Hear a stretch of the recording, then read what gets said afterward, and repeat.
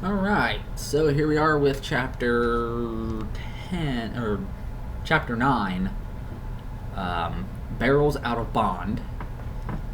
So, what's happening now?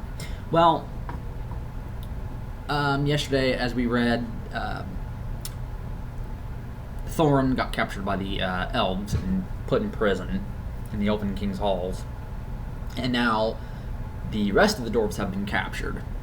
Bilbo, of course, right before they got found, put the ring on, so he's invisible. The elves can't see him, so he's going to follow them into their halls. Now these caverns, he lives in. They live in like these cavernous halls, kind of just like Thingol did in the Silmarillion. They're in Doriath in what was called Menegroth, the Thousand Caves, and so it's very similar to that. No mention of this Elven King's wife, obviously he had one because Legolas is his son. Legolas is not in this book like he is in the movie. His character has been invented, but Lord of the Rings hasn't been written yet. And the Legolas that exists prior to this is not the same Legolas, which I will talk about that more later when we get to Lord of the Rings. And, of course, Tauriel is not there, so the whole love triangle is not in here. There's actually no women in this book. Of course, these elves, the wood elves, they are Sylvan elves, or Nandor, those elves that had turned back, like I said yesterday. The Elven King here is of the Sindar, because the princes of the Sindar basically became the rulers of the Sylvan elves in the Second and Third Ages. It was actually this Elven King's father who was the first Elven King, named Orifer. His name is Thranduil, if you've seen the Hobbit movies, you know. But anyway, as they are in prison there, they don't tell the king about why they're there. And, of course, Bilbo finds Thorin, and then he finds the other dwarves, and he tells them that Thorin's there, and so they are now relying on Bilbo to find them a way out of escape. And so now Gandalf was right that the dwarves would come to look to Bilbo, and Bilbo was more heroic than he thought he would be.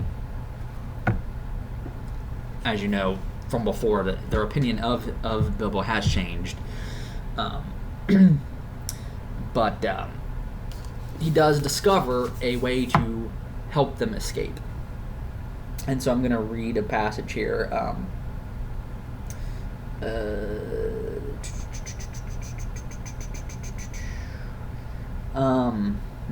was I going to start? Okay. One day, nosing and wandering about, Bilbo discovered a very interesting thing. The Great Gates were not the only entrance to the caves. A stream flowed under part of the lowest regions of the palace, and joined the Forest River some way further to the east, beyond the steep slope out of which the main mouth opened. Where this underground watergate came forth from the hillside, there was a watergate. There the rocky roof came down close to the surface of the stream, and from it a portcullis could be dropped right to the bed of the river to prevent anyone coming in or out that way. But the portcullis was often open, for a good deal of traffic went out and in by the Watergate. If anyone had come in that way, he would have found himself in a dark, rough tunnel leading deep into the heart of the hill. But at one point where it passed under the caves, the roof had been cut away and covered with great oaken trapdoors. These opened upwards into the king's cellars. There stood barrels and barrels and barrels, for the wood elves, and especially their king, were very fond of wine. Though no vines grew in those parts. The wine and other goods were brought from far away, from their kinsfolk in the south, or from the vineyards of men in distant lands. Now, the kinsfolk, I'm guessing this would be the elves of Lothlorien, because they were the same people. And, of course, ruling over them is Celeborn and Galadriel, who were not Sindarin elves. Well, Celeborn was Sindarin. Galadriel was not. She was of the Noldor.